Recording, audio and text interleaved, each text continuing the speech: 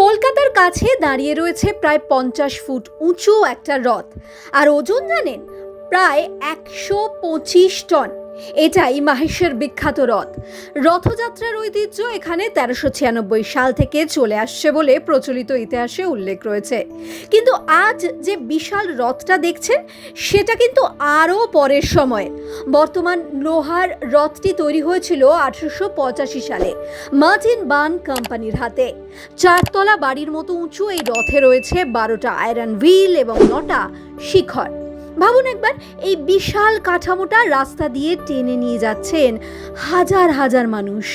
তাই এটা শুধু একটা রথ নয়, দূর থেকে দেখলে মনে হয় একটা চলন্ত মন্দির আর কয়েকশো বছরের ইতিহাস। যখন এই রথের সঙ্গে হাঁটে তখন তাকে শুধু দেখা যায় না, অনুভব করতে হয়। আপনি কি কখনো এই রথ আগে দেখেছেন?